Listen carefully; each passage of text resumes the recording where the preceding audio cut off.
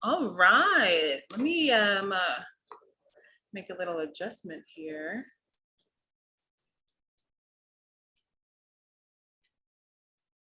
All right, period. Hello, everybody. Amazing. So we are just checking on the tech background. We're all good. You guys, we're out here.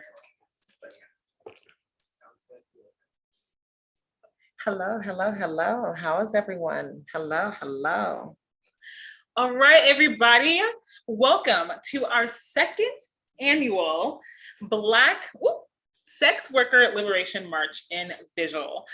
This year, I am hosting SX Noir here, pronouns she and her.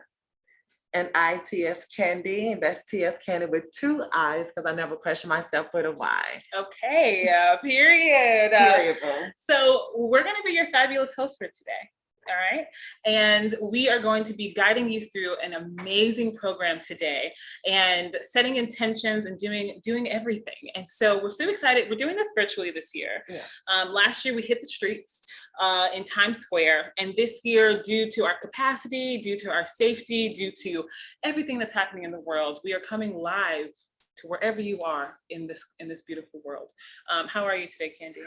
I'm doing good. I'm doing good. I'm a little nervous. I don't know why I always get nervous every time I'm here, but I'm a little nervous. But it's coming out. It's coming out. It's coming out. Good. Well, let's get it going. Let's get it going. In the background, who's not in view right now, we have a beautiful tea with American Asian Feminist Collective. So shout out to her. She's right outside of view. You'll be hearing her voice popping in and out. And they will be setting the community agreements today when we share our screen. Now, we've introduced ourselves, and so now we're going to set our intentions.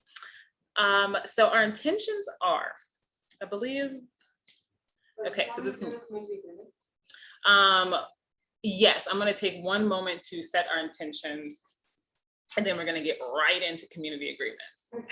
Right? Okay, so intentions. We are in a virtual space today. We are not in real life.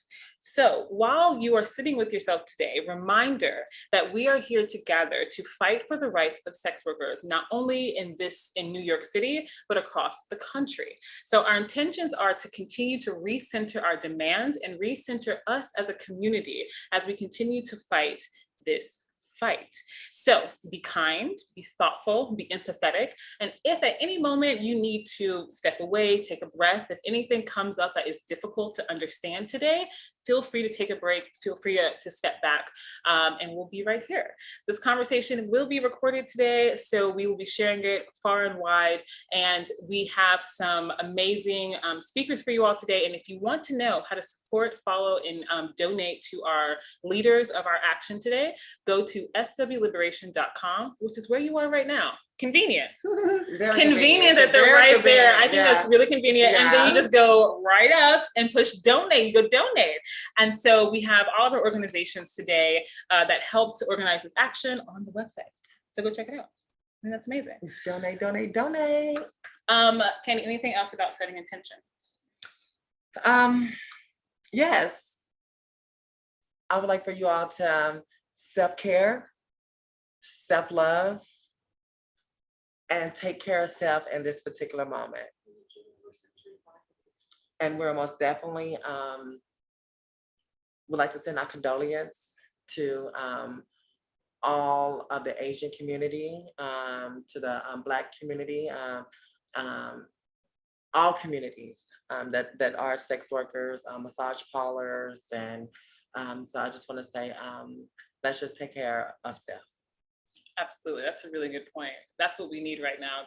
We're taking care of self by coming to you all virtually because we know what we can handle and what we can't. And this is what we can handle today, y'all.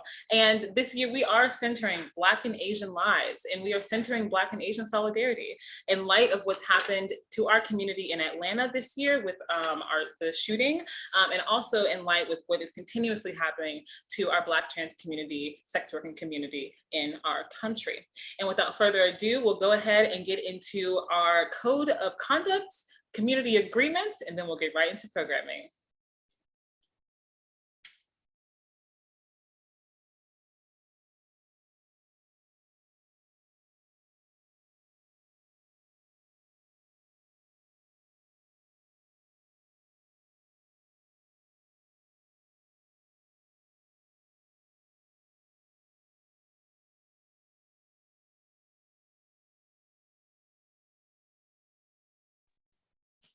Okay, hi everyone. This is TD. I'm a co-founder of Asian American Feminist Collective and one of the co-organizers on this rally and vigil.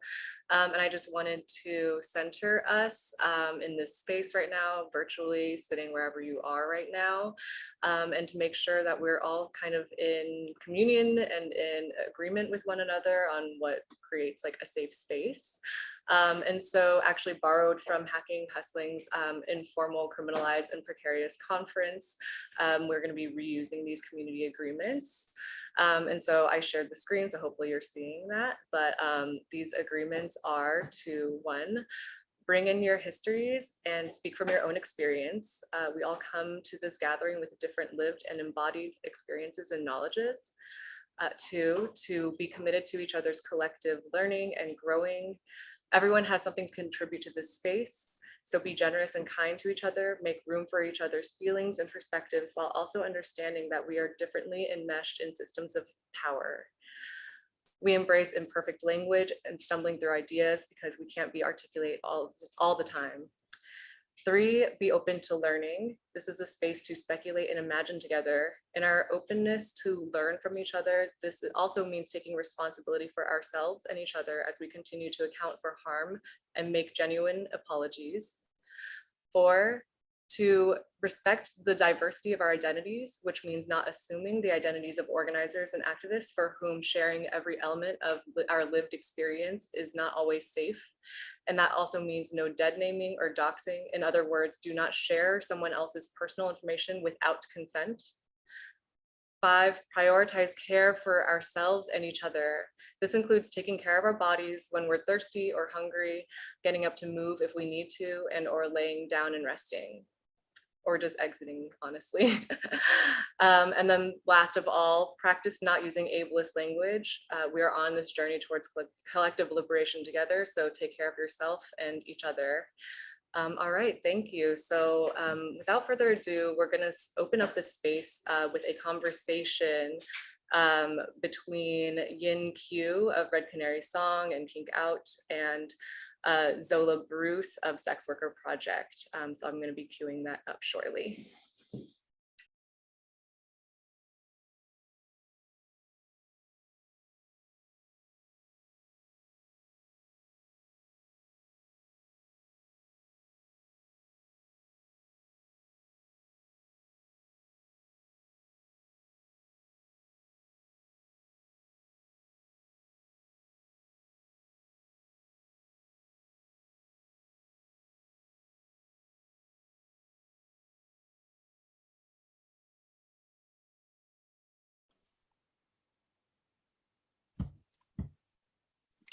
Hi, I am Zola Bruce. My pronouns are they, them. I am a BDSM therapist and also work in the sex industry and film. Also, on top of that, I work at the Sex Workers Project of the Urban Justice Center and teach at John Jay College. I really want to talk about being a BIPOC sex worker in the industry in an empowering way because it's a type of topic that we really rarely hear about. I feel like normally in my own experience, I've only heard about the negative sides of sex work and also being in the sex industry and hadn't met a lot of people, especially BIPOC people who have been empowered. So that is why I love to do the work I do, and I'm happy to talk to you about this today. Thank you. Hi, I'm Yin Q. I have been a sex worker for over 25 years.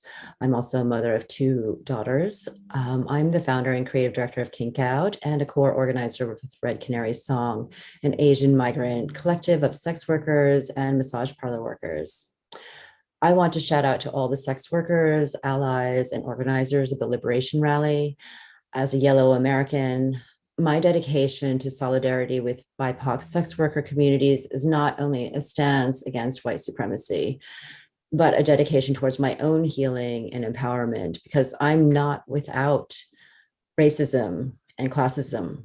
I have to continuously check myself, listen to others, and pursue criticism of myself, because this fight matters to me. We cannot eradicate white supremacy without actively detoxing ourselves, because we have been fed this poison since birth, and it is still in our systems, in our breathing systems, in our every single system that we have to confront with, from just living every day in the city to institutions that we have to combat on a daily basis.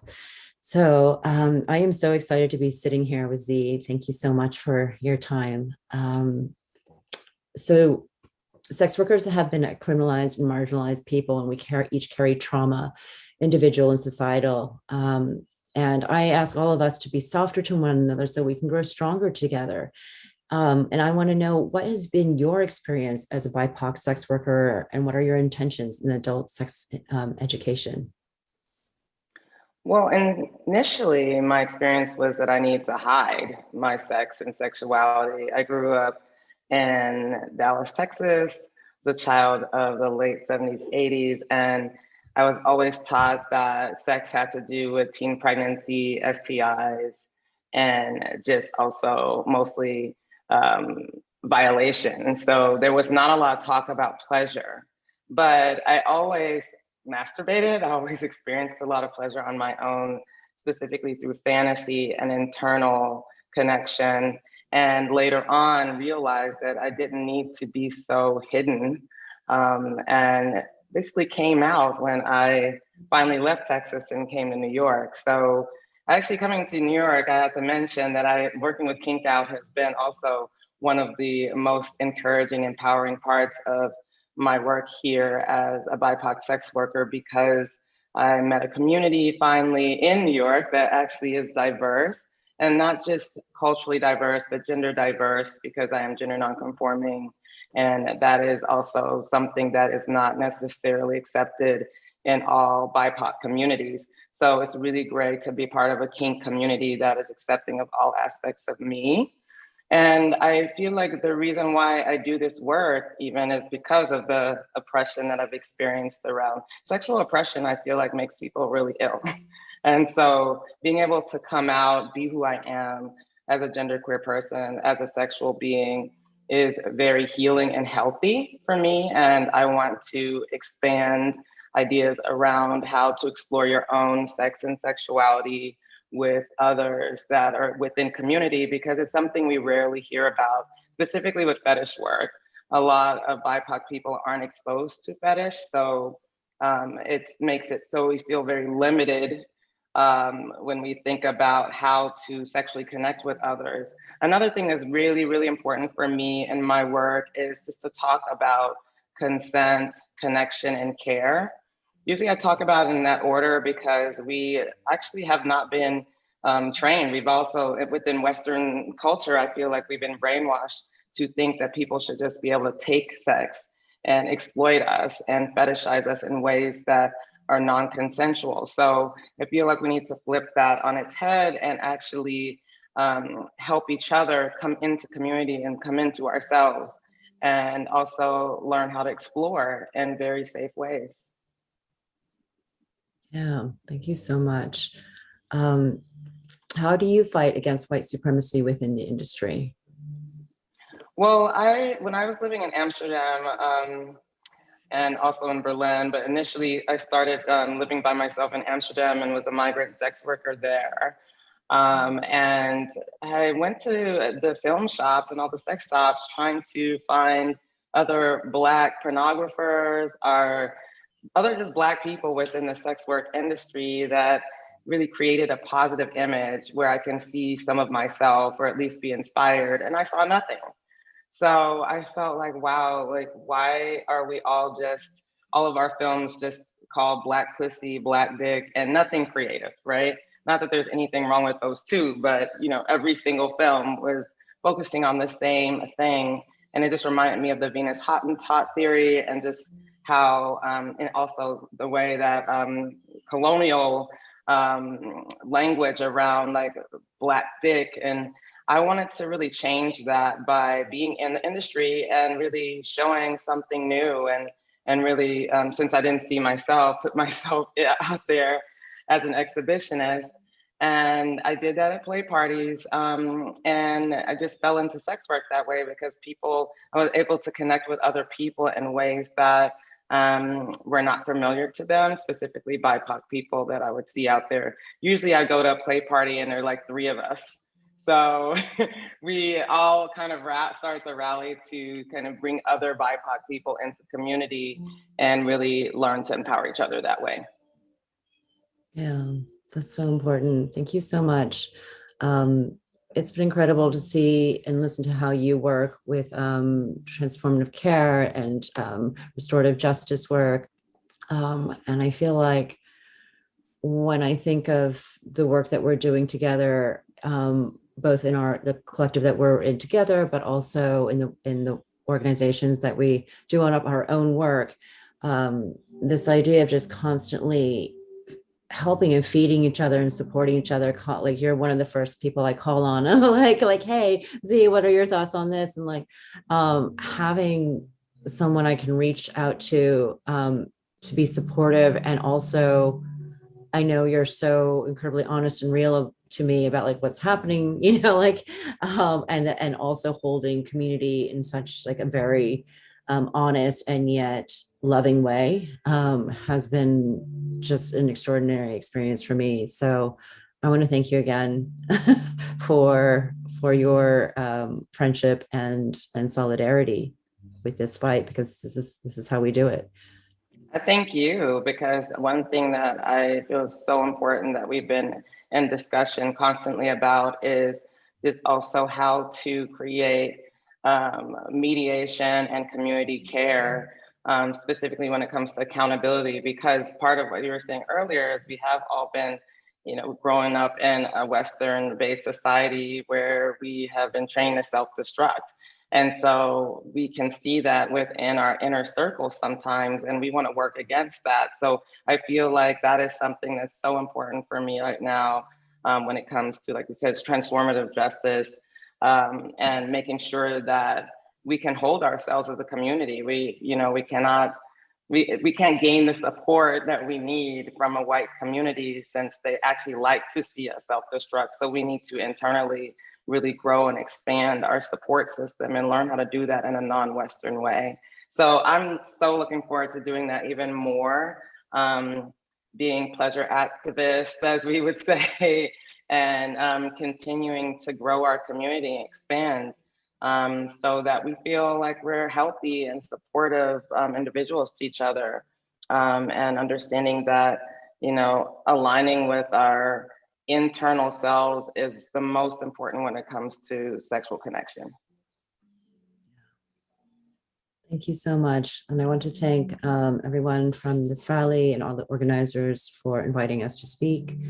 And just keep on taking care of yourselves and each other, protect yourselves and each other. Definitely. Thank you. Thank you.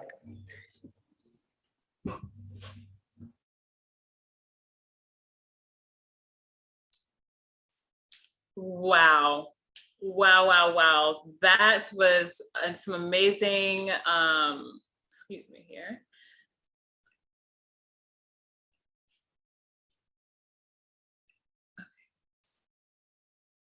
Wow. That was great. Yen, Z, thank you so much for participating in this. The perfect example of Black and Asian solidarity, which is what we're centering today. And so be sure to follow them at Kinkouts, at Sex Worker Project. They are phenomenal. So up next, we have some learning for you all, okay?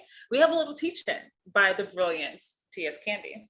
So decriminalization of sex work is vital to our community. And so we were very happy to have this virtually, actually, because we get to take a moment with you and hope to inform and educate our community about where our fight currently is and what's going on and what we need from you, the listeners, to help us with, okay? So without further ado, this is T.S. Candy, and we're gonna have about a 10-minute teach-in. Yay. So thank you all for joining. I did that again. I did that. That's the second time, y'all. If I do it again, Go ahead. if I do it again, somebody come get me. No, so thank you all for tuning in. It's really appreciated. During this time, we're going to slide shows. We're going to yeah. Okay, so we're going to pull up the presentation momentarily. I appreciate you all for tuning in. So this teach-in is actually Decrim NY. And this is a Decrim New York decriminalization of the sex trade teach-in. Note, different sex worker communities may use different words to talk about their identities and experiences. Non-sex workers should try their best to be thoughtful, respectful, and educate about what the most appropriate language is in that situation. Terminology. Number one, sex workers, like me, people in the sex trade. Number two, go back. Number two, clients. And that is the buyer. Number three is going to be the third parties, and that's the allies. Thank you for the next slide. What is sex trade? Sex trade can be by choice, circumstance, or coercion. Coercion. Next slide.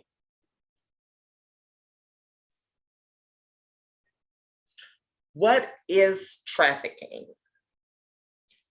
XX, could you read what is trafficking for me, please? You know, I love to be called on. That's my favorite part when I was a student. Trafficking is the recruitment, transportation, transfer, harboring, or receipt of persons by improper means such as threat, use of force, coercion, abduction, fraud, for forced labor and/or sexual exploitations. This is a quote from the United Nations. Thank you so much for that. And that's sex trafficking. Yes. Okay, trafficking by type. Trafficking by type is you got 3.8 million individuals, and that's 15.4% of domestic work. You have 2.9 million, and that's 11.6% construction. Then you go to 2.4 million at 9% manufacturing. Then you go to 1.8 million, and that's agriculture, and that's at 7.1%. And then you move over to commercial sex at 4.8 million, and that's 19.3%. Then you move to 4.1 million state imposed, and that's at 16.5%. And then at 5.1 million, and that's considered other, and that's 20.6%. And this is trafficking by type from the Global Estimate of Modern Slavery and International Labor Organization report in 2017. The cycle of criminalization.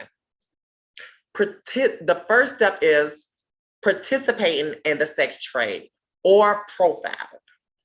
And then you move to arrest, which includes police harassment and violence. And then you go get arraigned, And then from arraignment, you go to your HTICs. From your HTICs, you go to conditional offers of dismissal. So that's when they're, trying to vet the case or not. Then you go to, and then you move to criminal records and open court cases. So it goes from, now this is starting to apply on your background check for jobs, housing, and things of the nature where, sometimes it can be a hiccup for, if you get any type of prostitution on your record. And then, which goes to the next step, which I was talking about, discrimination from housing, employment, stigma, and isolation. So this is the cycle of criminalization when you are a sex worker and you get criminalized for being who you are. Yeah, and there's one point though I would love to get more clarity on, which is the slide before this, which was talking about trafficking and all the different types of trafficking, and how one of our biggest issues is the conflation of sex trafficking and consensual sex work. Okay, so can we go back a slide, please? Okay, right. So the big conflation was trafficking and sex work. Right. Right. So when a lot of people, when they, I got that, I did it. So the reason why they conflate sex trafficking with sex work is because you can easily say sex trafficking and people just be like, oh, okay, that's the black man getting the white girl, or, the little kids, or, that they think, very, it's manipulative and psychologically manipulative that they use the term sex trafficking to get a reaction. Yeah. When in reality, it's consensual. Yeah. Work that we are fighting for. We're fighting for the decriminalization of consensual sex work. We are fighting against sex trafficking. Right. Yeah. So pretty much, so they say trafficking because they don't want to get in the conversation of sex work and the prostitution and things of that nature. That's why it goes to they automatically say trafficking so they can just run away. Yeah, so would you like to the CARSA I? The CARSA I is prostitution. Prostitution is much of the time or talking crime, page 9. So the carceral I is a way, so if you're someone in the audience who's listening and you're going, so when they say stigma against sex workers, what does the stigma mean? Stigma is, the carceral I is part of the stigma. And this quote sums it up perfectly. Sex workers and anyone perceived to be a sex worker are believed to always be working, or in the cops' view, always committing a crime, period. And so part of this stigma of being a sex worker is this idea that you are manipulative, that you are coercive, that by simply existing, you are in essence a criminal. And so this is something that we are fighting to destigmatize the conversation around sex work. And so we have a seriously big thing that I think we might be ready to head on to, which is the repeal of the walking while trans. Okay, and so we do have a lot more to teach Anne about. Should we take a few more minutes to do the rest of the slides? Or you want to go to content? We have part of it left over, so is there something that you wanted to specifically? Let's go to Sesta Pasta. Let's just break down Sesta Pasta and the legal models, and then we can, and the different models, and we can wrap it up. Perfect. Okay, so this is context. Sesta Pasta / Foster. So Sesta Pasta is Stop Enabling Sex Traffickers Act. Foster is Fighting Online Sex Traffickers Act. When this went in effect, it went to number one, closing websites. So Backpage, a lot of our sites that we actually had that was working and actually, helped us, work and things of that nature, they closed it down. So they made it really, really harder for us to be able to work online now. When Sesta Pasta went in, 30% reporting and lowering their safety practices or reducing screening to clients, losing employment and income, increase in lack of access of stable housing, an increase in trafficking. So this is what happened when we were talking about the trafficking. Yeah. This is actually increased due to the signing of Sesta Foster and Foster. Thank you, Camilla Harris. The end demand. The in-demand assumes that everyone is trading sex is a victim of trafficking. That's not true. It utilized more to criminalize people in the industry. It conflates, this is what we were talking about earlier, it conflates the terms trafficker with client, and it seeks to criminalize everyone who purchased sex to reduce the demand. It hides under moralistic laws. Moralistic laws. And so to give context too, in demand is legislation that's currently introduced. Yeah, it has been introduced. It just got introduced. Mind you, when they told us that it was introduced, it was not introduced. So they kind of lied about the introducing, but it's finally introduced. I just thought you all should know that disclaimer. And one of our demands is the end of legislation that has moralistic views and values. And so with that being said, I think we have just one more slide. Yeah, just one more slide.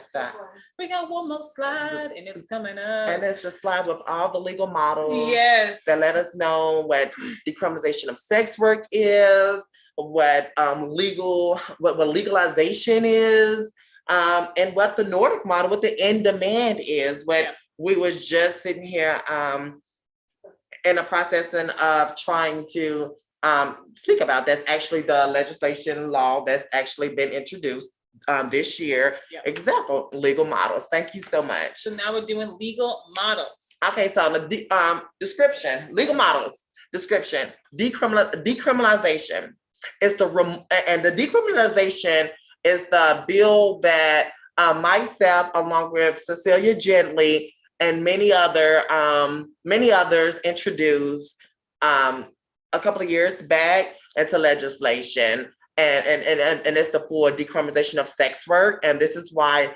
I, alongside of many other strong leaders, introduced this bill and strongly know that this is the bill that needs to go in effective immediately, which is the decriminalization, which is the removal of criminal penalties for the sex trade participation that does not involve trafficking, including selling sex, buying sex, living with, working with, and associating with sex workers.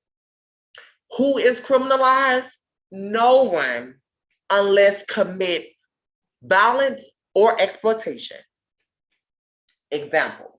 So this is where you can go research. New Zealand and Australia. Yeah. So this is the model that we are fighting to get to pass in legislation. The legalization model. The description of legalization is a strict regulation of what is considered illegal versus legal sex work. Often include licenses and registration requirements. So I'll have to register and get licensed to either be a sex worker. Who is criminalized? Black and brown, trans women, undocumented migrants, street-based workers, low-income sex workers. Examples, Germany and the Netherlands.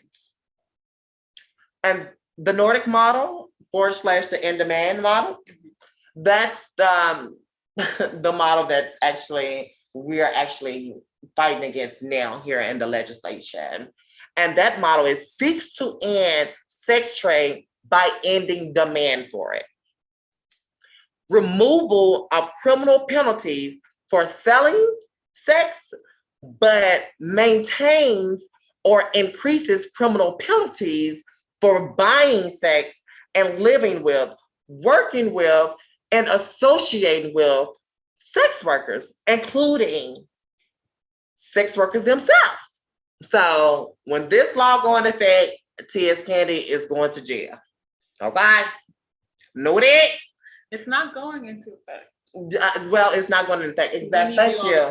We need y'all to continue to fight, but you know what? We also have, due to the Walk and Wild Trans, we was able to knot it up where we got enough individuals to sign on to the decriminalization of sex work bill, so they can't even get it in if they wanted to. Nice try.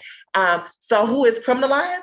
Everyone, including sex workers themselves, up under the Nordic model and demand. And these examples is the Sweden, French, and Ireland. So talking about the Walking While Trans victory that we saw get repealed February 2nd of 2021. Which was one of our demands. Hold on. You gotta stay right there. keep the people entertained for a second. ITS Candy was one of your main leaders who spearheaded that victory. Do y'all hear the words that coming out of my mouth? So guess what? Okay, hold on. Don't listen, y'all. Okay. So this was our theme from last year. Look at this. Woo! You see. Okay. And so then one of our demands. If it wasn't on here, y'all, I'm gonna be embarrassed. So one of our demands was the repeal of the Walking While Trans ban. So we did that, y'all. So if you're sitting there listening and watching, or you were in support of us in any capacity over the last year, look what we did. All right, and so we're gonna play a quick video to show the celebration of the repeal of the Walking While Trans ban.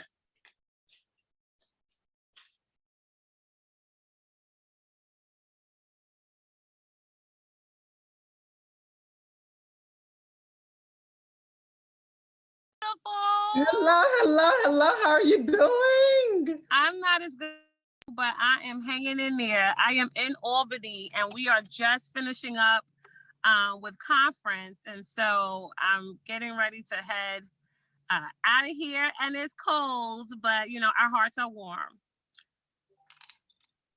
But how you doing? I'm doing well. I'm currently licking my wounds. We are very excited down here. We're hearing the great news that is happening up there in Albany, and great leaders like yourself who has been holding the bills and holding everyone accountable and standing at the front face. At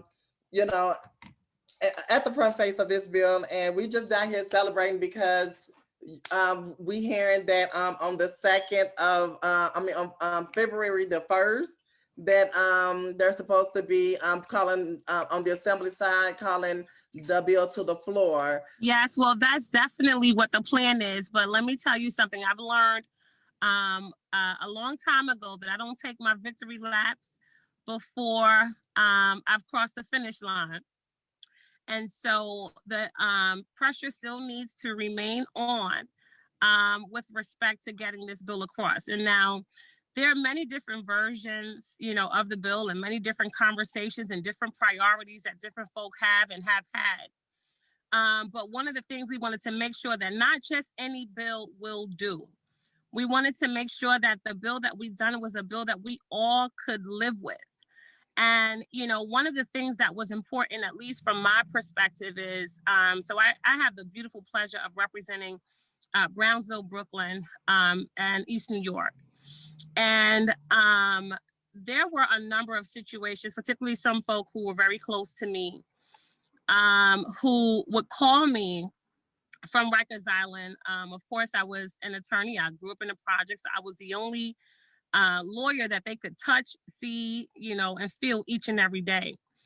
And when I would get those telephone calls, it was particularly because, very good friends of mine were arrested and picked up because of a situation that went bad, and someone who didn't make good on their side of the plan. And when they were encouraged to do what it was that they were supposed to do and keep their end of the bargain, instead of making sure that they did what they contracted to do, they instead called 911, and that encounter wound up being a robbery charge, or some other trumped up charge that people just didn't need to deal with, because we know in Black and Brown communities we've always dealt with over policing. And then when we get a record or any type of interaction with the police department, it affects not just that one particular incident. But if you plan to go to college, you know, your criminal background record comes up. If you want to get housing, your criminal background record comes up. If you try to get a job, I mean, it just basically hinders your upward mobility coming out of a life of poverty that we are all trying to come up out of so we can continue to live our best lives. But the shackles of the criminal justice system really keeps us from doing that. And so while we look forward to the bill's passage, we wanted to make sure and ensure that there is a ceiling provision that goes along with it, because we recognize that just because a few people in this day and age have been picked up on different charges within the industry, we know that in the 80s, 90s, early 2000s, that we are talking about thousands of people who've been affected by this, and they need justice.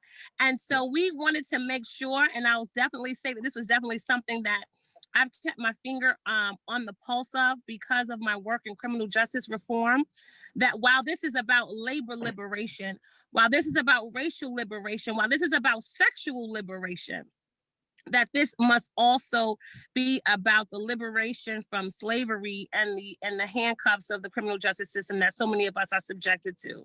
And so I look forward to next week. I look forward to debating it, discussing it on the floor. And so I am just so proud of all of the wonderful work that you've been committed to, because making sure that, you know, there's always a racial implication to everything that happens.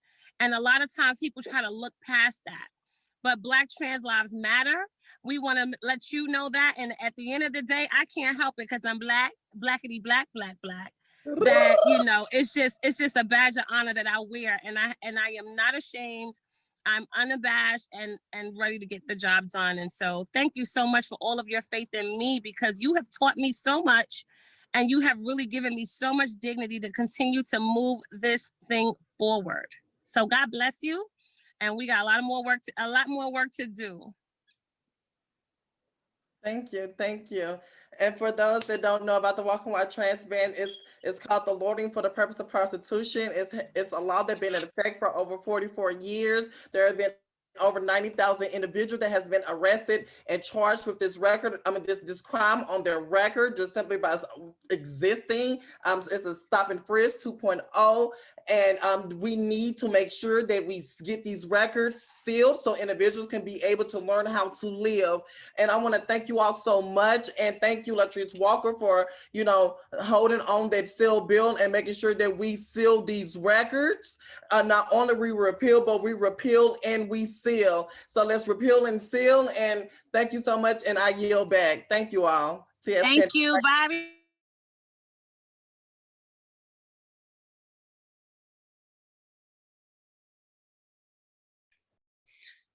Whoa.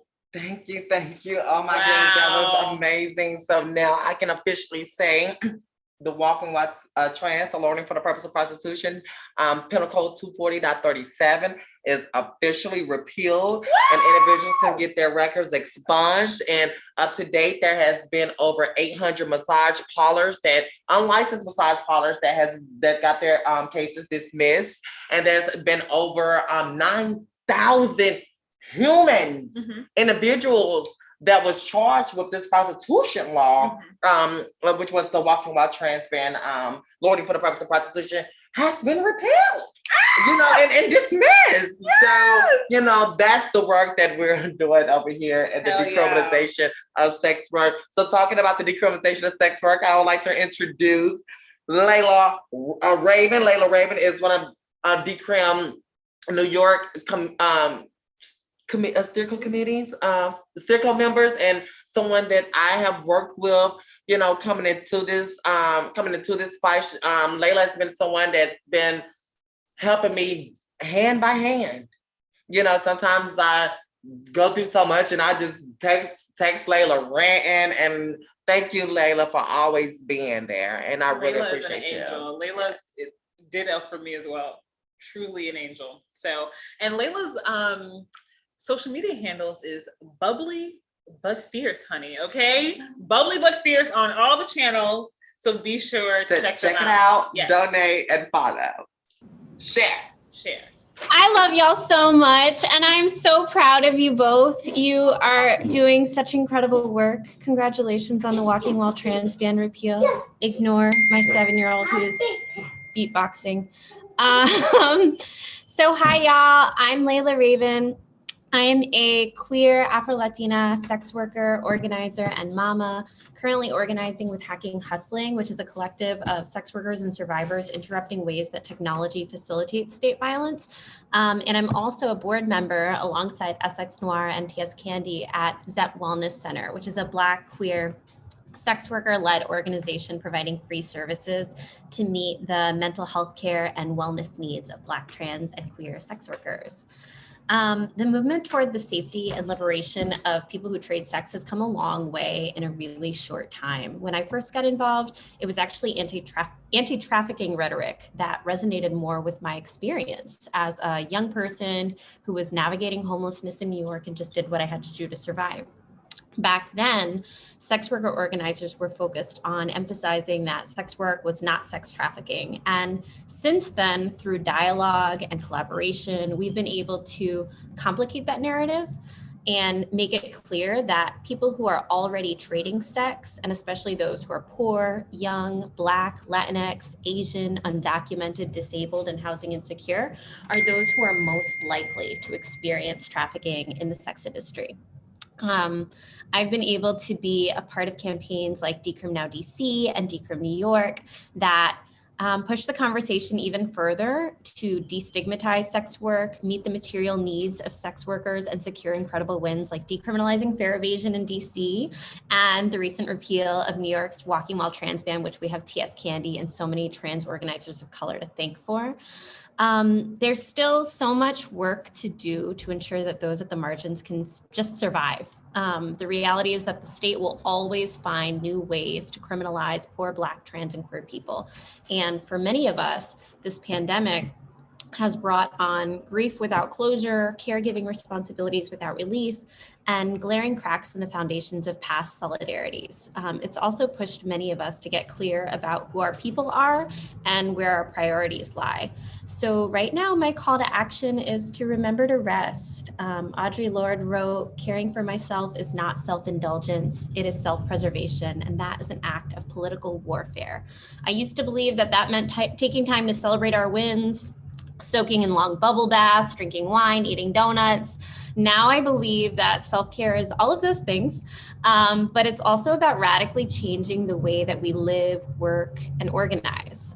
It's about moving at the pace of sustainability and wellness, not only in our words, but in our actions. It's also about taking accountability for the ways that we've internalized oppression and harmed our comrades. And we take accountability by listening to feedback, engaging in ongoing political education, taking responsibility for our healing work, and actively working toward repair, because we can't build Black and Asian solidarities if we're causing harm to each other in ways that we can't even understand as harm, because the harms that we experience are so often not shared experiences. So we have to be willing to listen and learn. We have to constantly, consciously work to interrupt the ways that we've internalized oppression. Now more than ever is the time to build organizing spaces that place healing, wellness, accountability, and care at the center. Many of our radical collectives and formations don't have processes for dealing with conflict, harm, and abuse.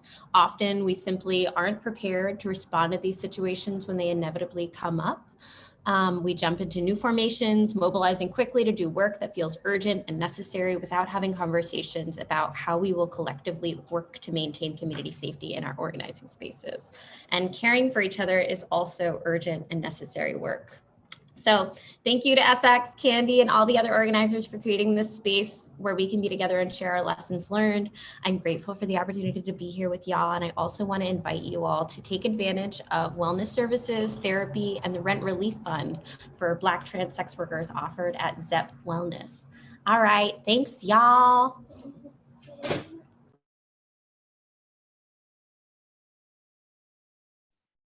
We're unmuted.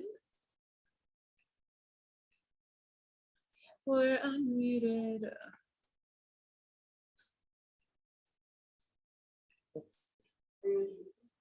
Thank you.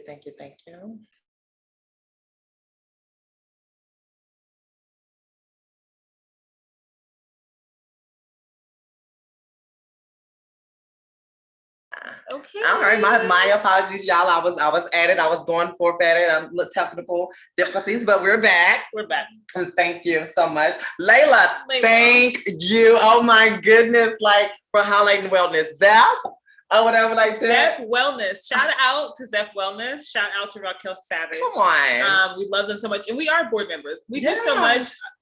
We don't forget. even. So we are board members. We'll see you at the board meeting tomorrow. Zep Wellness is a beautiful organization for sex workers to get free therapy. Yeah. So we're here for that. Yeah, So and check them out. you can get a bag.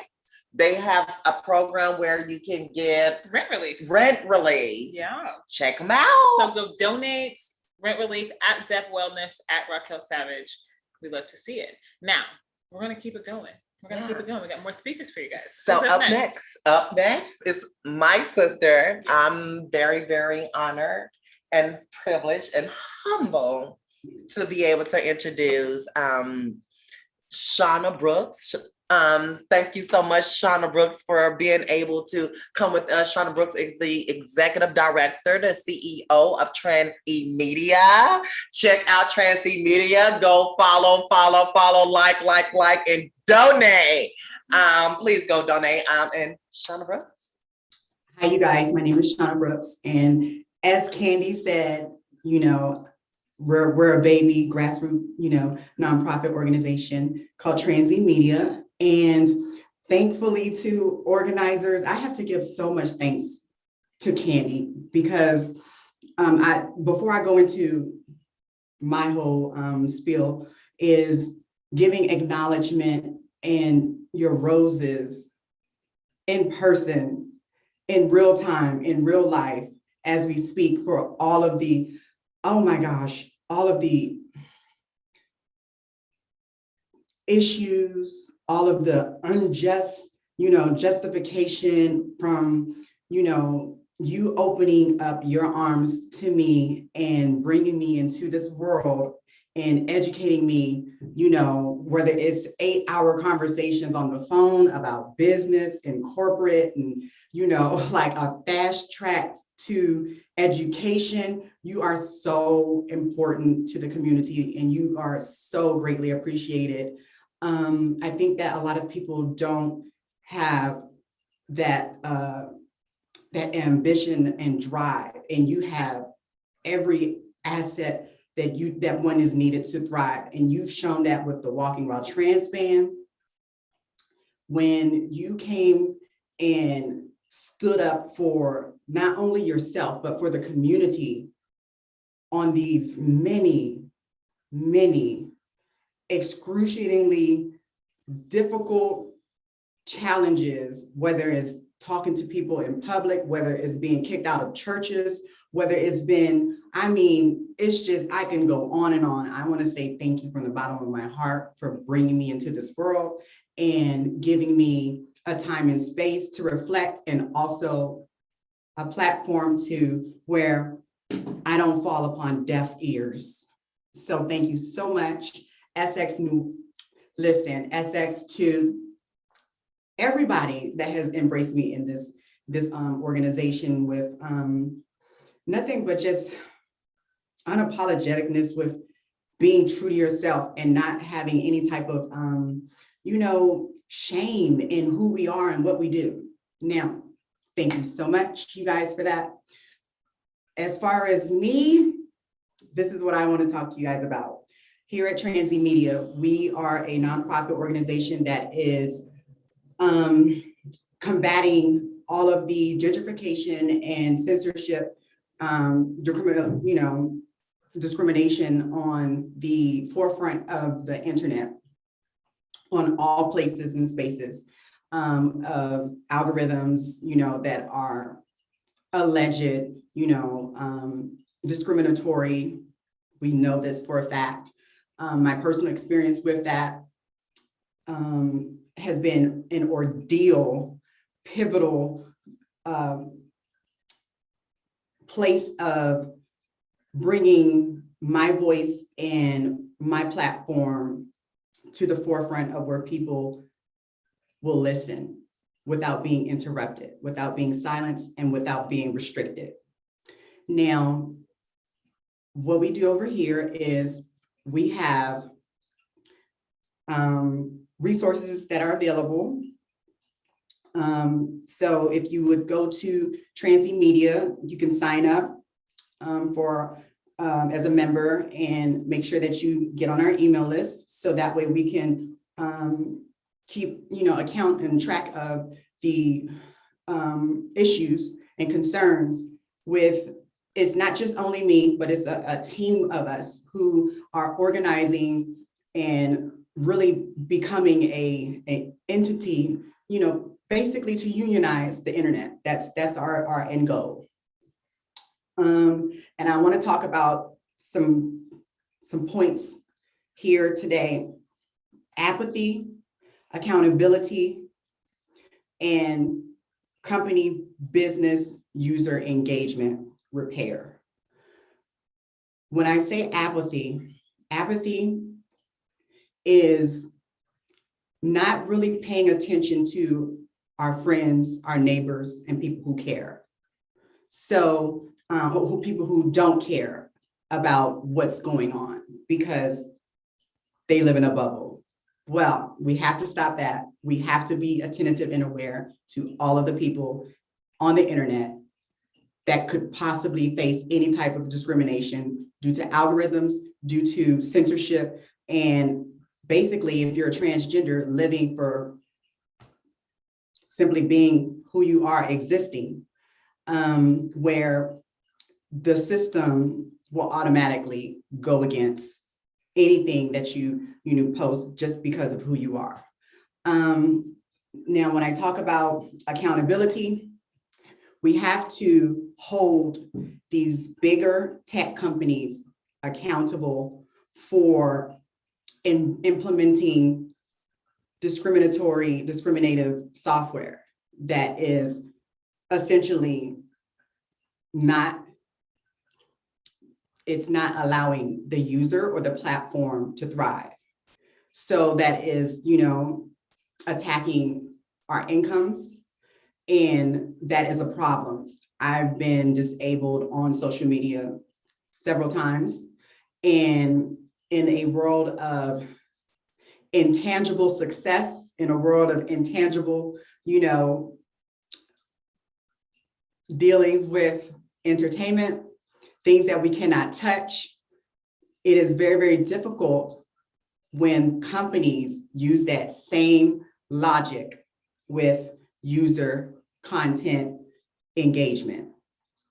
We have got to get back to a place where the customer, the user, the content curator, the influencers, the celebrities, whoever, whatever, are able to get to a point where we can have communication with people directly in the spaces that we thrive in, and that's the accountability and the user engagement that we need from social media, from businesses, from customer service, relations. We have to have some two-way form of communication as opposed to not having, a voice to be heard, and utilizing these spaces to get to a point where everyone can thrive. Parenting and tolerance are the biggest issues with censorship and discrimination. You cannot hold, the world at stake for what other people may post. You cannot hold people accountable. That's what the 230 bill has protected, our freedoms of free space, and with being, an activist for sex workers. That is something that we essentially must get back to a point where we can thrive without subjecting our human lives. Well, thank you guys for listening so much. Candy, thank you so much for engaging with me throughout this whole ordeal. Thank you so much, SX, for just being there in knowing what's going on in the tech world and space world of, online media. And to add more, context to why I wanted to become part of this this coalition is because I am half Asian and I am half Black. And I live in Atlanta, so I see a lot of the liberals and conservatives going back and forth. And that is what inspired me to become Transy Media, because there's no way and there's no reason why trans women should not have a voice. It's no reason why, sex workers cannot have a voice. You can't have a conversation on these public matters without the implementation of these voices that walk these lives. So with that said, thank you guys so much for having me. Thank Thank you. you. Thank you. I really appreciate that. Thank you so much for uplifting and giving roses Yes. while I'm here. I really appreciate that. That means a lot. Thank you so much, Shauna. No problem. Up next is we have a live performance. We are live. And Nikki Horton is a multi-instrumentalist with the guitar being my main focus. I perform, write, compose, arrange, record, mix, mastering. In a nutshell, I'm into the music production. I also teach. Hit me up for private lessons. Be sure not to miss out of the upcoming release. My project under the name Pink Cadillac. The album called Fuck Up World is finished producing. I am now working on the visuals and the promotion, and any help would be greatly appreciated from you guys. Feel free to donate through any of the links shown below, and that's Venmo at Nikki NIKKI Horton HORTON -1. So Nikki, please take it over. Thank you so much. Hi, how y'all doing today? And we'll be after Nikki rocks us the hell out, we'll be right back with more programming, and take it away. Thank you so much. I'm so excited to be here today. Thank you so much for having me. And let me just rock right into it as time is in the thing. So I'm going to be performing on one of my singles that you can find on Spotify. Okay? Let's see if this works. Hello.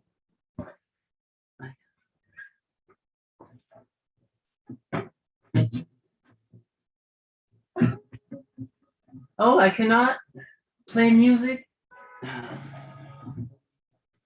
Okay, technical difficulties. That's Here we go. Here.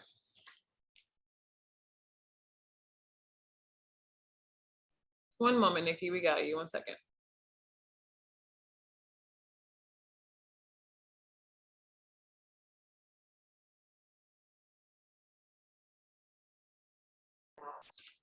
Nikki, you're muted if you want to unmute yourself, and you should be able to play. okay. Yep. I'm playing something externally, but I'm not hearing the source.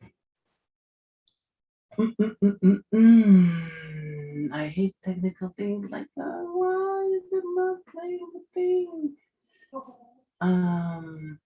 Let me try something here. So what you're gonna have to do is you're gonna have to push share screen. Okay, there it is. Can you hear me? Yeah, we sure can. Okay, let's do it. Let's do it, folks. So excited. 1, 2, 3. No, the other 3.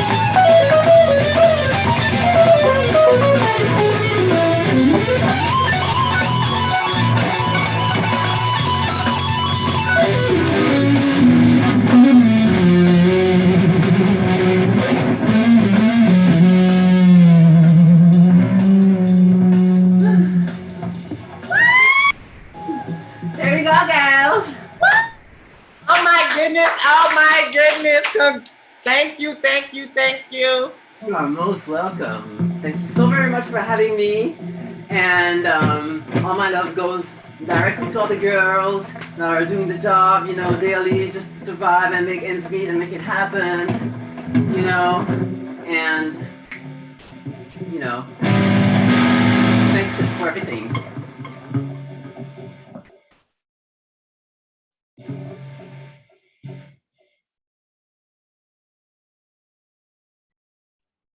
Unmute myself, and then how do we pin ourselves?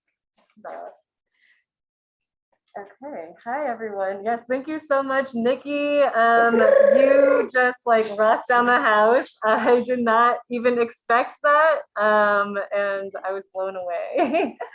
I hope y'all can hear me through my like kind of dommy like gift mask. I don't know. That's actually a contradiction. So yes, thank you all for joining us. I just wanted to say a few words. Again, I'm TD. I'm with the Asian American Feminist Collective. We organize here in New York City, you know, within our communities. A lot of the work that we do is public education, or political education, identity exploration, media making. And yeah, we're just kind of here and there. We're kind of coming back from a nice break, but we're here, and this was like my first, you know, really big commitment, I feel like, since. Anyway, so I just wanted to add in that, you know, in the spirit of this event, centering Black and Asian sex workers in solidarity, I just wanted to note that over the past couple of years, I've learned so many lessons through my relationships with Black and Asian sex workers and organizers, and just being in this practice of cross-racial and transnational Black and Asian solidarity. I've learned about survival, I've learned about life, I've learned about money and work and values. I've learned about all the different practices of mutual aid. And most importantly, I've learned a lot about joy and pleasure. And that most important in like just being a part of a community and being in communion with other people who also just like give a fuck about me and our relationship, our people, our broader communities. And, this fight to like create, right, a better, less problematic country and just our like collective liberation is that we really need to also be uniting through joy and pleasure and love, and not necessarily just based on trauma and grief, even though I know that our communities collectively share a lot of that. And so I just wanted to give some little gifts to my co-organizers. First of all, SX, I just wanted to tell you about how you teach me about resilience and moving through conflict and confrontation and just growing out of that instead of allowing it to distract you. And that you're just constantly growing and learning and becoming a better person, and that we all need to be replicating that as well. T.S. Candy, you've taught me that we're not just marching in place, but we're actually making like movements, we're going places and we're making differences and we're going to move mountains to get there.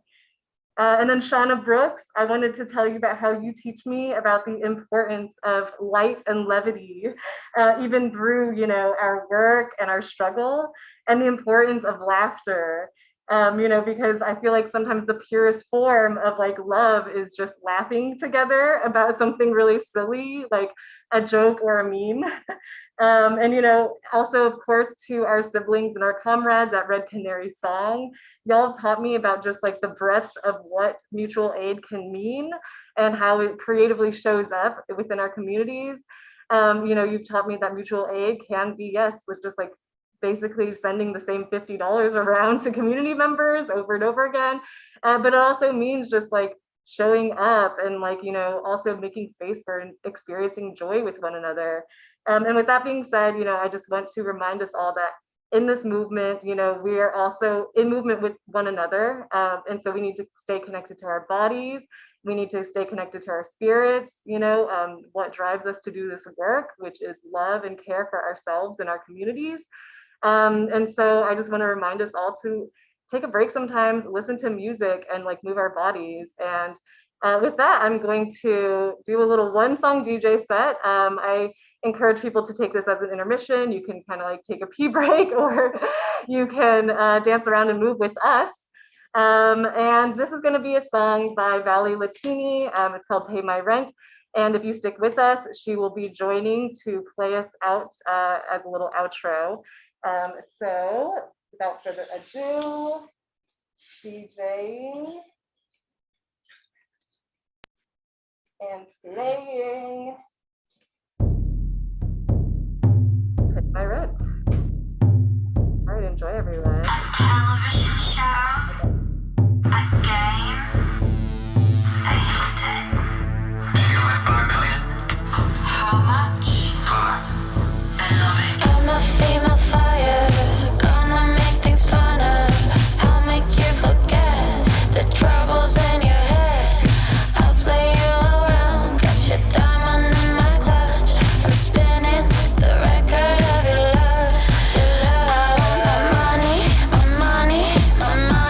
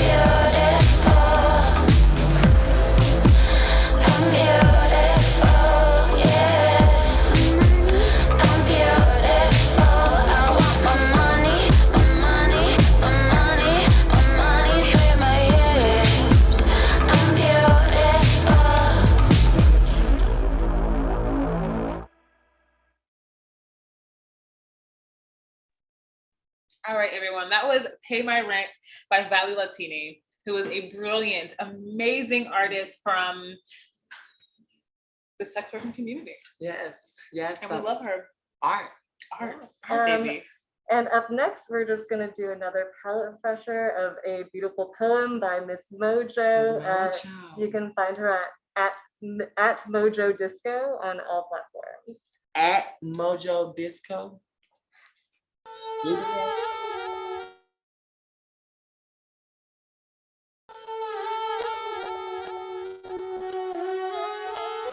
I couldn't see this coming down my eyes, so I had to make the sax cry.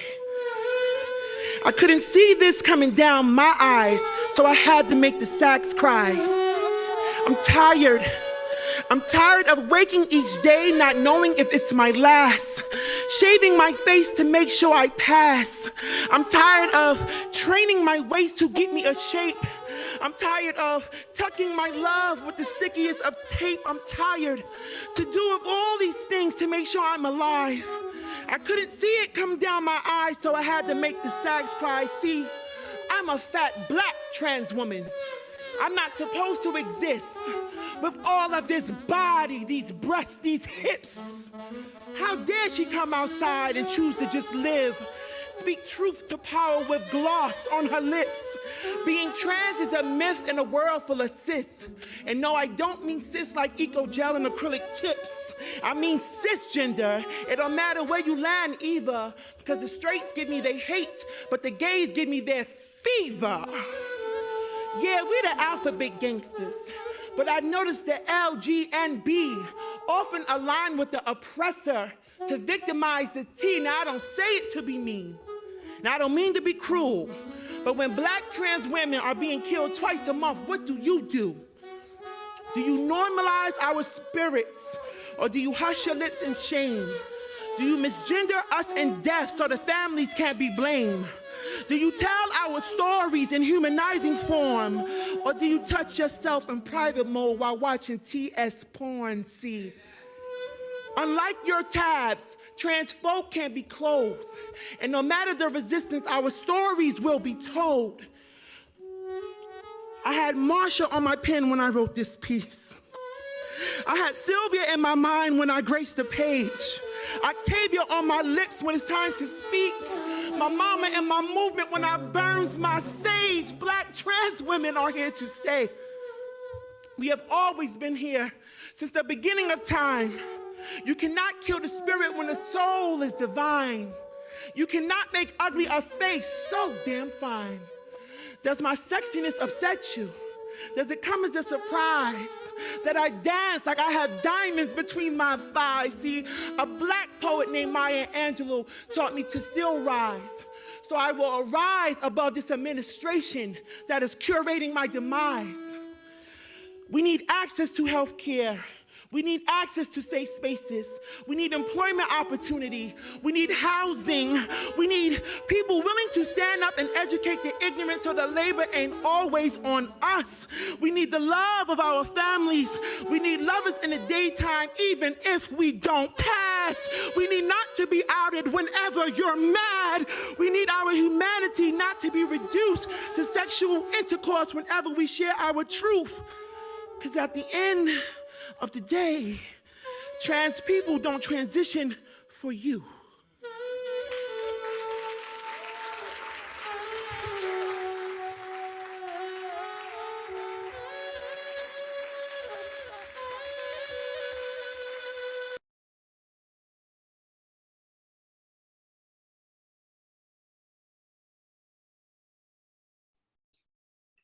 Woo! Oh my goodness, oh my goodness, oh my goodness, oh my goodness. I have cheers. The emotions that I am going through just after that video, I just gotta shake it off. It just touched me. You hear me? Thank you so much for Mojo. ITS Candy, thank you for those words. And thank you. Please follow at Donate and Share at Mojo Mojo Disco. Mojo Disco on all platforms. Thank you so much, Mojo. Next is SX. Up next. Hey, I was trying to get this mic to work good. Okay, I think that's a little better. This is my daughter, everyone. Say hi. Hello. Hey. See, look. See, that's how she acts up. She acts up when other people are involved. Hello, everyone. I am SX Noir. I am the president of the Women of Sex Technology, an organization pioneering the sex tech industry for women, marginalized genders, and sexuality. And I am also the host of a podcast called Thought Leader Pod. I am one of the original organizers of this action. What else? I do a lot of things. I feel like I do a lot of things. Zep Wellness. Zep Wellness. Zep Wellness. I'm working on a documentary right now around the blockchain, all these pretty cool things, right? And we're in our lovely home. And shout out to Alex Fine, who gifted us this beautiful fig tree, the president of Dane Products. We love it. So this is my little 5 minutes. I'm only going to take a few minutes of y'all because, and Lucy, you're already acting out. And I said, Lucy, come out for my speech because I'm her mom, but she's already acting up. So what I wanted to talk to you about today is, thank you. What I wanted to talk to y'all today is just about what's been on my mind, like the last year. It's been a really hard year. We had COVID. I moved, I came back, and it's been really difficult to stay in the activism space. And I'll give space to that because even organizing this action that we're in today was something that was so challenging to me. And I'm so blessed that I get to lean on my comrades. But I think we can give more space and conversations of like the difficulty of life and what we're dealing with and how hard this is. And so if you're listening and you're watching, we appreciate you so much because we understand what it takes to be present and what it takes to take time away from your day to be with community and to fight for these causes. And so I don't have much to say today, which is, listen, now that's groundbreaking. Me, not SX Noir, not saying much, that's something. But I really just feel moved to give space to my community. I feel moved to just be here in support and in solidarity. And that speaks enough for itself. If you know me and you know anything that I've been through this last year, you know me being here is the everything. With that being said, we got some more programming for y'all. That was it. That's my speech. Do you think it's good? SX Noir everywhere. You can see what I've been up to. And also how we're going to play video. We are going to play video. So we, coming up next, we have a highlight from what happened last year. So as you all know, we decided to do a virtual action this year, but best believe next year we will be in the streets. In the streets. In the streets. But this year we kept it cute. We kept it at capacity. Lucy, come here. Come here. All right. Come here. So we're playing a video. Yeah, we're playing a video. So we're gonna play a video of the 2020 highlights of what happened in Times Square last year. And it just shows the power and how many of you all showed up. So we wanna just show what happened. Here we go.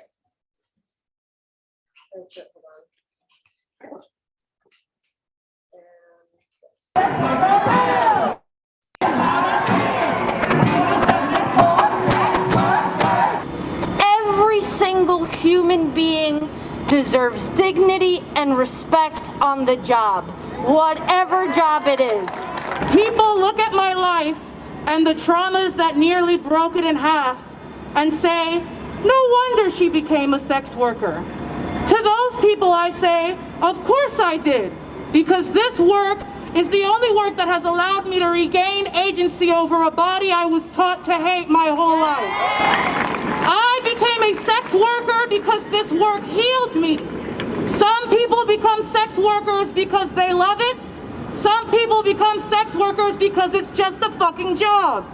One of the most important things white allies in this fight can do is be direct, be honest, and be brief.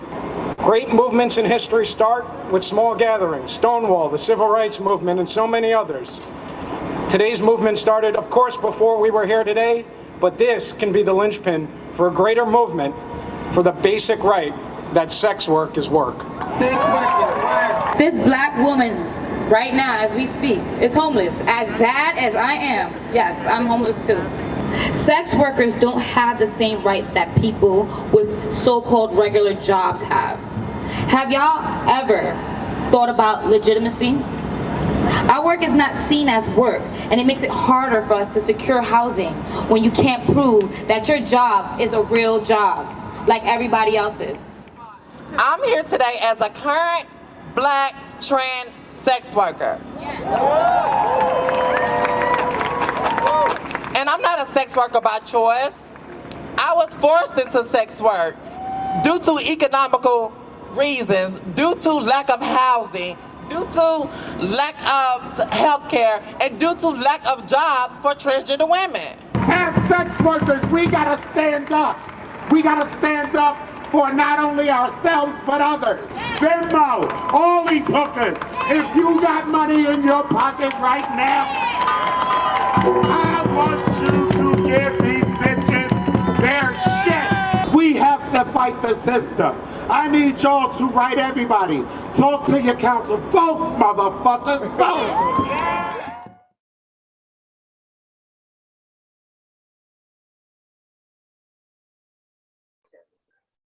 Woo! Give it up for the last year march.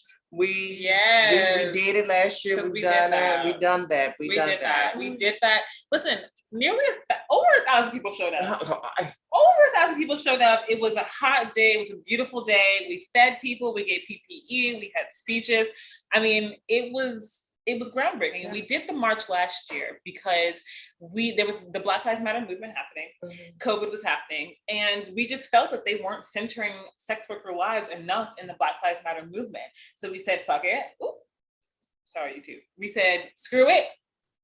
We're gonna do our own march. Stood in front of the statue with John Lewis in the background. I believe the quote was, I love it. Insert quote. This is live, y'all. Insert quote. We're human. We make mistakes. There was a quote about hope from John Lewis. Yeah. And we have to have hope when we fight for sex worker rights. And with that being said. Oh, yes.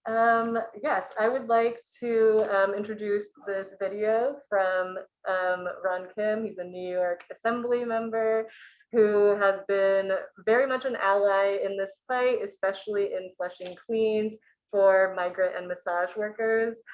He really came into action for this cause and has really committed himself to the decriminalization of sex work as a elected official following the death and basically murder of Yang Sung, a massage parlor worker in Flushing, Queens at her workplace during an NYPD vice raid. And so that is why he and other elected officials have signed on to basically defund defund and disband NYPD vice, which is, we have to give it to them, a radical stance for an elected official. So I'm going to be playing this video. Ron Kim could not make it today, unfortunately. But I'm going to share some words that he wanted to spread to.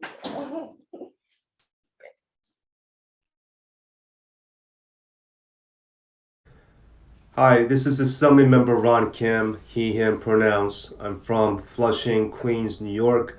I represent the 40th District in the State Assembly. I've been in office for going in my 5th term, serving my 9th year as a New York State representative. I've joined this space because a few years ago, we've had a sex worker named Yang Sung who was tragically killed in my district during a repeated undercover raid by the Vice unit. And there's documentation of her being harassed for months by one particular cop, even her accusing him of raping her at gunpoint at one point when he was undercover. And her family came to my office pleading for justice, accountability, and my fight hasn't stopped since. After seeing all the documentations around not just Yang Sung's case, but so many of my neighbors that live in my district that, to be honest, I didn't pay attention to enough. We have sex workers, migrant workers who are struggling to get by without any rights or protection by the society right here, just a couple of blocks away from here. And when we walk past them, we tend to just look the other way or to see them as others. But after Yang Song and after many others since that case, I come to realize that there's no greater fight for worker rights than sex worker rights. That is why I'm here today with you, standing in full solidarity to make sure that we don't confuse the the human trafficking, nonprofit, industrial, complex motives that are in it for to take advantage of this movement to make extra money off government contracts versus actually helping and to liberate sex workers. In fact, as we speak, there are politicians, including our current governor, Kathy Hochul, who seem to be leaning toward this space, but I don't think she reached out to the actual organizers and sex workers who are doing their hard work. I think, just like many liberal politicians, they're only listening to the liberal elites who are telling them to go with the Nordic model, to play the savior role in this space instead of empowering the workers on the ground so they can have the tools to be part of our economy and part of our culture and part of our society. And that is the difference between what some of these elite savior models look like versus what the sex workers demand, which is 100% rights so they can be part of our society's fabric. We also have a long journey ahead in decriminalizing sex work. We've obviously had some incremental progress. We repealed a statue, walking while trans statue, but even during that debate, when I try to address the larger problem, which is decriminalizing sex work, there were still many Democrats and liberals who looked the other way and who did not want to be aligned with this fight. So I applaud you for not giving up because there is momentum. We have new members, we have new elected officials who are aligned with this issue. They understand how horrible it has been for not just sex workers, for workers all across the sectors in our communities, from home care workers to beauty workers to nursing home workers. People do not care. The system is set up to suppress workers as the top billionaires and the top big corporations exploit from the bottom. So this fight that you're taking on is the ultimate statement that what the moment that we actually pay attention to and give sex workers the rights that they deserve, it is the moment that this country will actually start taking worker rights seriously. That's why this fight is beyond now just about sex work. It's about workers all across the sectors uniting. And I hope that other groups and other advocates will join this movement and stand in solidarity to make sure that we will have sex work liberation once and for all. Thank you all for your time, and I look forward to your partnership and collaboration moving forward.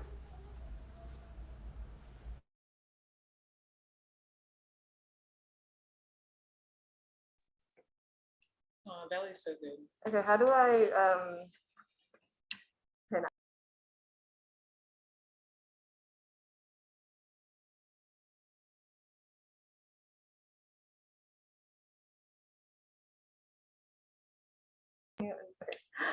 Okay, all right. Thank you so much, Ron Kim, for those words and for always supporting the work. All right, so I'm going to transition us into the Vigil portion of this rally and Vigil, where Esther K from Red Canary Song, which, as we mentioned, is this collective of organizers who practices mutual aid between Asian migrant and massage parlor and sex workers across New York, mainly in Queens. And I think that they've been doing a lot of great transnational work too recently, so watch out for that. But yeah, so without further ado, I'm going to also invite Esther. All right. Hi, everyone. I'm so honored to be in this space and deeply moved to be invited. So I'm Esther, she, her. I'm an organizer with Red Canary Song since 2019. I'm also the consultant at the Sex Workers Project of the Urban Justice Center. And I would not be here today has it not been for the support and love of sex workers who have kept me going pre-COVID, during COVID, and after COVID. So for those of you who might not know, Red Canary is a grassroots collective led by Asian and migrant sex workers, and we focus on massage worker outreach during COVID. Most of our work pivoted towards mutual aid and really doing the work that the government should have been doing for people on the ground who are most directly impacted by the pandemic and the rising anti-Asian violence. And I'm just deeply grateful to be here with you all and to hold space for the lives lost and impacted by the various state violences that have only heightened since 2020. When the Atlanta shooting happened a few months ago, there's this quote that really resonated with me and a lot of members of Red Canary by Benji Hart. And it's, "Let grief be part of the movement building process for which we allow hollowed space, and let it build within us the compassion, wisdom, and rage that propel us into new battles." And that quote was also spoken after the Atlanta, we held our own vigil after the Atlanta shooting. And so with that said, I hope everyone has a candle with them. I have my own. And for this vigil, I want to do a collective name conjuring for all the lives of sex workers, migrant workers, Asian, Black and Brown people, LGBTQ folks, those who are incarcerated, marginalized families, loved ones and friends who are impacted and lost due to systemic violence and neglect that happens way too often. And I ask that the audience give a few moments of silence after whoever is sharing has named and honored the lives. I want to open this up not just for me to take up the space, but for anyone who wants to join in honoring the lives that they may have known. And if you are viewing via social media, please feel free to add along and share so that our communities continue to live on through us and are not forgotten. So I'm going to light my candle at this time. Okay. And I'll be starting us off by naming the lives lost during the Atlanta shooting earlier this year and have a moment of silence. Soon Chung Park, Hyun Jung Grant, Sun Cha Kim, Young Yue, Delana Ashley Yuan, Paul Andre Michaels, Xiao Jay Tan, and Dao Yu Feng. We honor and mourn your lives. We grieve along with your friends, families, and loved ones who have lost you to white supremacist violence.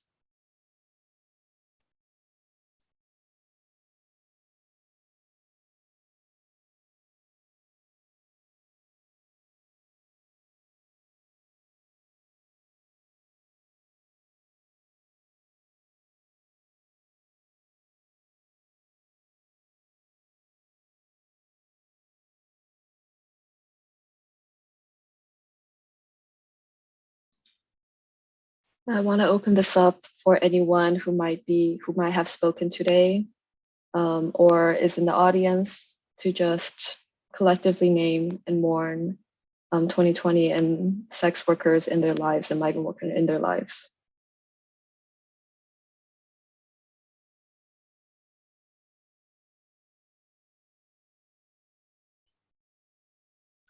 I'd like to bring in Yang Song once again. I would like to name Lele Polanco. Lorena Borjas. Mary Jones. Marsha P. Johnson. Sylvia Rivera. Oh yes, of course. Layla named Nana Connor, as well as Mistress Velvet. Thank you, Layla.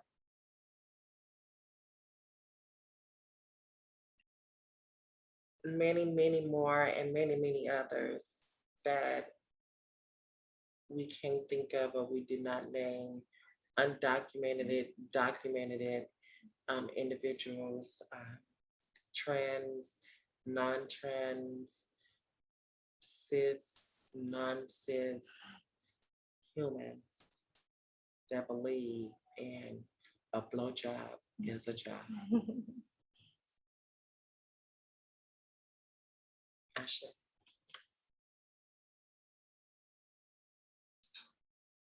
Okay, I'll just give a few more minutes here.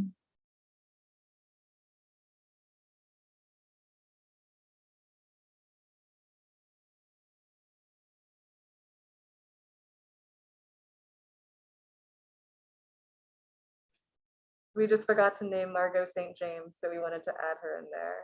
The founder of Coyote and kind of like who birthed the sex worker rights movement.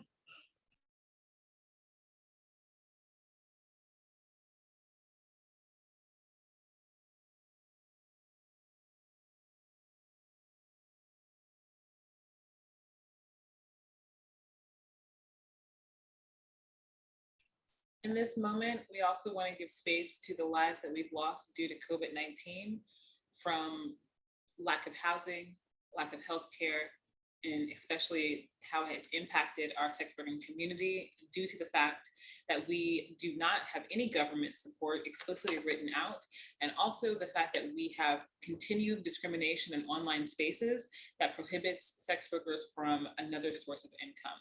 And so part of this action today, part of this vigil today, is to honor the lives that have been deeply impacted by COVID-19. Please get vaccinated.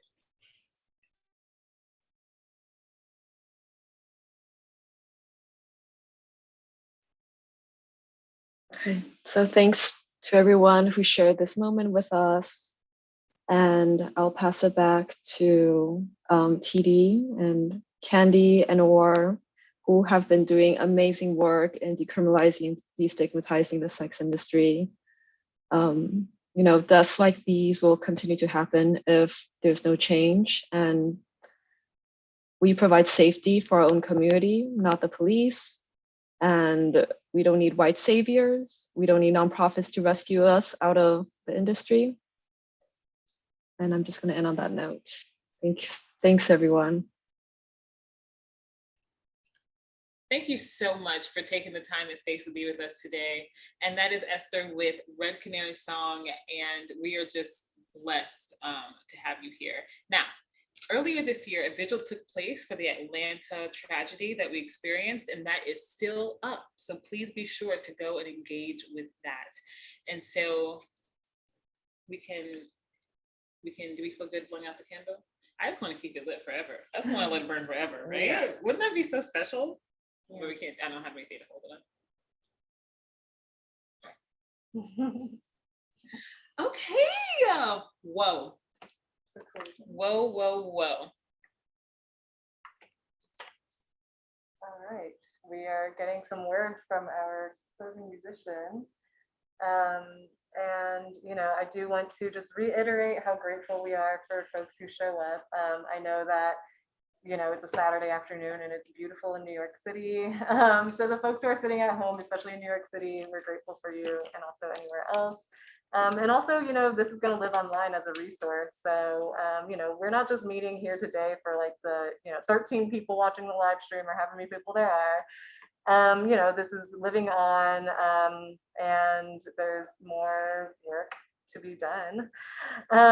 So yeah, I would like to, just express our gratitude, and to like keep, and hopefully, people will stay engaging in this work. Hopefully donate to our organizations, and I will kick it off to SX to close us out, and provide a few calls to action. We're not stopping today. We have some things that we're working on. Okay. And as well as share who has already like endorsed this work, and and she'll tell us how you can donate to support us. All right. So everybody, we are waiting on a live performance from the Valley Latini. So as soon as Valley's on, we're gonna jam you all out. But until then, let's talk for a second. So this is the 2021 second annual Sex Worker Liberation. Period. And if we're seeming like we're in good spirits and we're having a good time, it's because we are. Because friendship is at the center of solidarity. I would say so, right?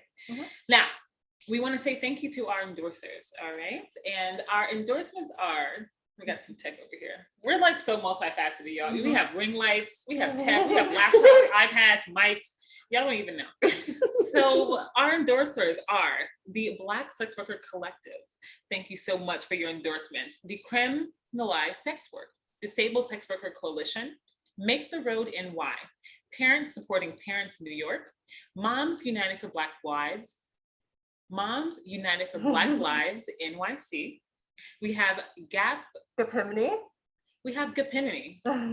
Empowering Queer and Trans Asian Pacific Islanders, as well as Shahana Hanif, a dear ally and a Democratic nominee for City Council in District 39. So if you're in Shahana's district, please vote for her. As well as Black Women Radicals, one of my favorite collaborators. Yes. Thank you so much for being in solidarity with us. And so if you're listening, you're wondering, how can I go that extra mile? I listened, I'm enjoying myself today.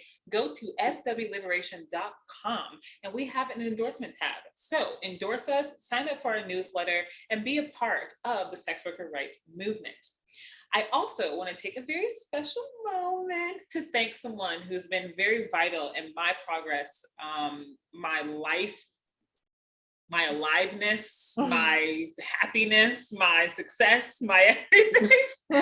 And that is Kate Zen. Kate Zen is someone who has been an anchor and a really big impact onto our work. And for me personally, has been someone who has helped me see the light when darkness was the only thing that I thought was possible. And so I just want to give space to that and Black and Asian solidarity. And as Tiffany mentioned, we also want to thank some comrades and co-conspirators at Hacking Hustling, whose corner is it anyway?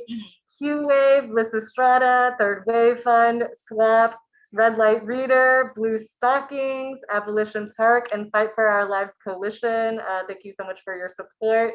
We look forward to having you endorse our demands, and also to speak on our demands.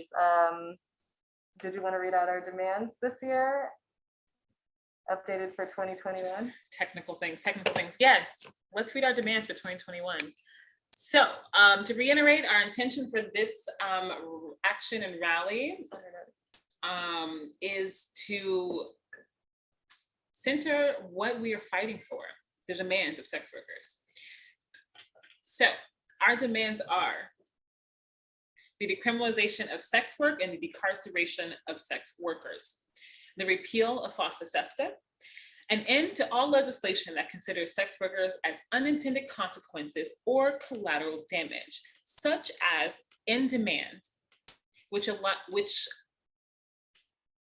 such as in demand, which is a law that conflates client and trafficker. And we also demand an end to further discrimination of sex work on digital platforms during the COVID-19 pandemic, which eliminates another necessary source of income to survive.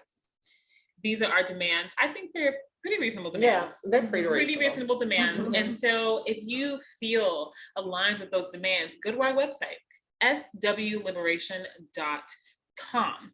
On that website, you will find a page to endorse us, and it's a Google form. You'll be able to read our demands again, read who we are, and sign on to join the fight. SwLiberation.com/donation if you want to support us monetarily. You know, this has all been voluntary labor, just labors of love on our end. We're not, unfortunately, getting paid to do this work. But yeah, that's how we do this. Yeah. Just through our own, just frantic, manic energy sometimes. You know? That's a word for it. And that's a word for it. And it's true. You know, we do have some toolkits and things coming out that we've been working on over the last year through community to help organizations be better and function better and really keep our missions alive. And over the last year, we've seen a lot of people be very mission driven and community driven. And so we really just want to tap into that and ask that you support us as sex worker organizers. And so SwLiberation.com/donation. You can see our lead organizers and they where you can donate for their causes. Okay, so do that if you're watching. I'm not even kidding. To all donate to sex workers. Woo! Okay, and so here's what's about to happen, you all. We have a performer coming up for you, and as soon as they're on, they're gonna be on. Well, we did give the hour mark, so we're kind of like ahead schedule because we're really good at doing this. So we're just like a little bit ahead. That's all. So we're waiting for our closing out jam, and so what we're gonna do is, how are you guys feeling? What we're gonna do after this is we're all gonna go and have a kiki, actually, and we're gonna go hang out, have a good time, and just celebrate, because we need to celebrate each other. I think that's really important. Yeah. So up next, we have Valley Latini, a sex worker performer who's gonna jam us out, and then we'll say goodbye, but that's it. We did it! We did it! We done it. We done it, did it. All right, so are we gonna, okay, can you Okay, I got it. Hello. Hello. Hi, ladies. Hello, Valentina. How are you doing? Good. How are you? I'm doing well. Thank you for joining in and tuning in, and take us away. Oh my God, thank you so much for having me. Yeah. So I'm going to play 2 songs. My first song is a song that is about definitely sex work. So this song is called Pay My Rent. I wrote this probably now like 3 years ago. So here it goes.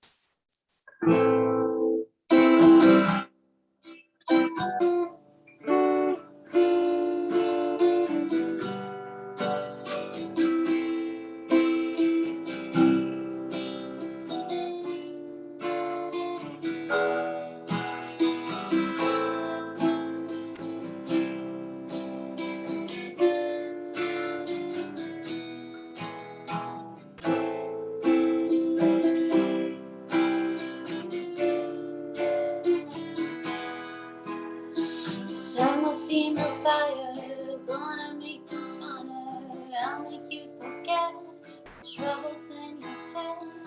I'll play you around, got you diamond in my clutch. I'm spinning the record of your love. Your love, I want my money, my money, my money, my money on my lips. My money, I want my money, my money, my money, my money, pay my rent. I'm beautiful, I'm beautiful, yeah.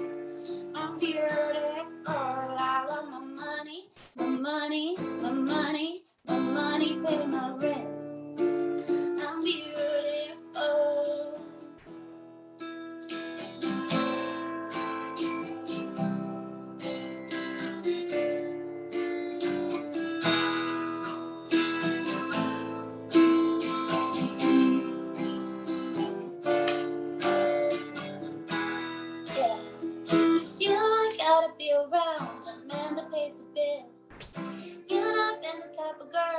I'm a wealthy guy.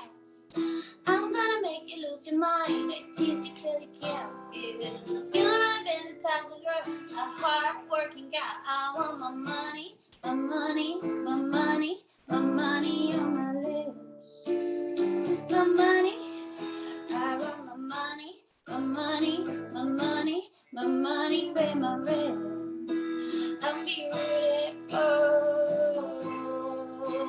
I'm beautiful, yeah. I'm beautiful, I want my money, my money, my money, my money, pay my rent. I'm beautiful, cause I'm a flame of fire, gonna make this wilder, take you to the edge, there's no way that you forget. I'm ready for higher, gonna make things finer, just pay me up front, only thing you gotta know, I want my money, my money, my money, my money on my lips, my money, I want my money, my money, my money, my money, pay my rent. I'm beautiful, I'm beautiful, yeah. I'm beautiful, I want my money, my money, my money, my money, pay my rent. I'm beautiful, I'm beautiful, I'm beautiful.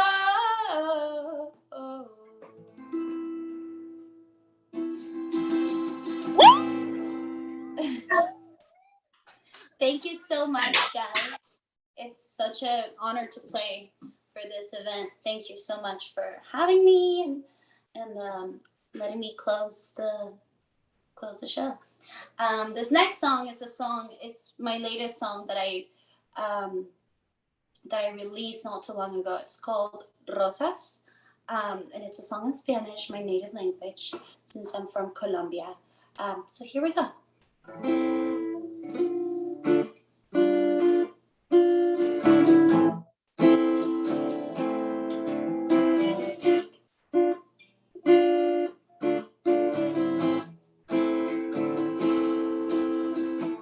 Si yo fuera ella, andaría sola. Mejor dejar de atrás el que te controla. No te dejes solo, no te dejes solo. Nadie te controla. Sentimiento rola, con el pelo flor. Baila por el money, baila por el money. Baila por el money.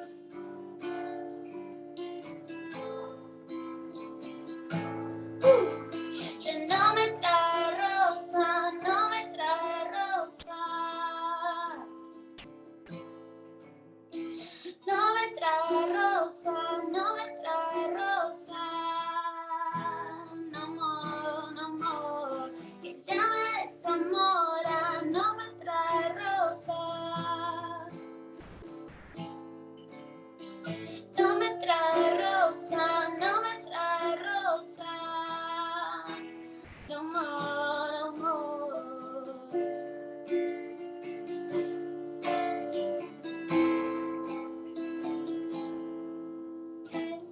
Yo sé que tú sin mí te lo haces solo.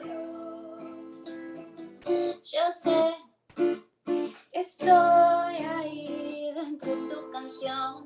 Te lo haces solo, siempre lo haces solo. When I feel so low, siempre tengo otro, siempre va a haber otro. When I feel so low. Buenas, ya no me trae rosa, no me trae rosa. No me trae rosa, no me trae rosa.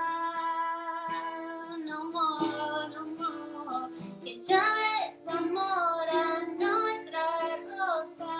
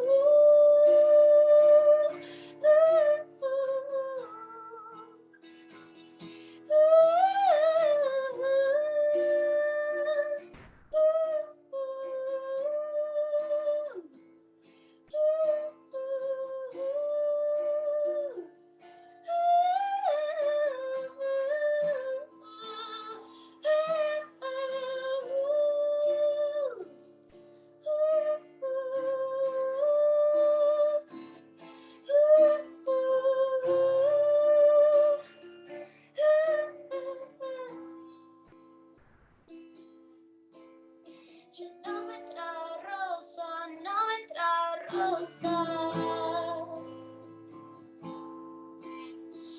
No me trae rosa, no me trae rosa. No more, no more. Que no me trae rosa, no me trae rosa. No me trae rosa, no me trae rosa. No more, no more.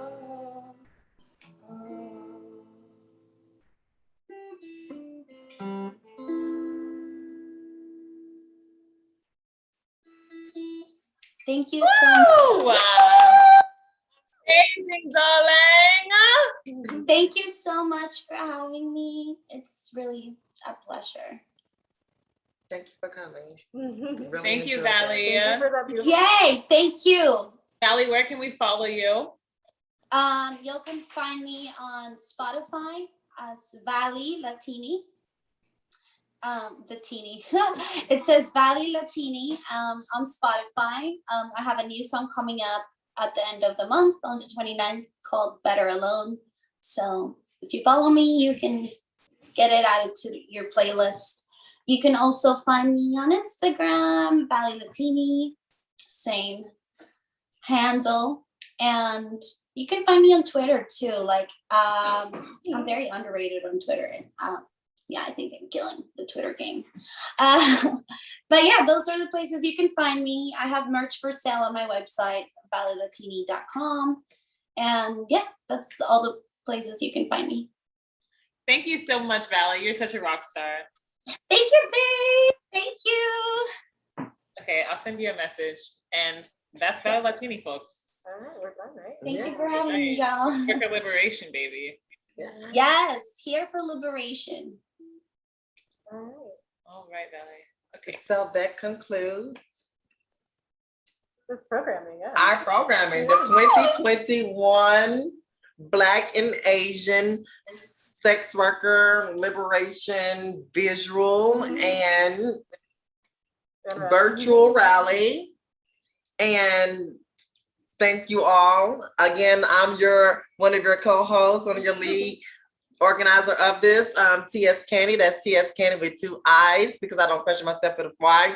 Feel free to Google TS Candy with 2 eyes or follow Black Trans Nation on all media. Feel free to donate, share, like, and love. And yes, I'm SX Noir. You can find me everywhere at SX Noir. And I'm also the president of Women of Sex Tech. So be sure to support and follow.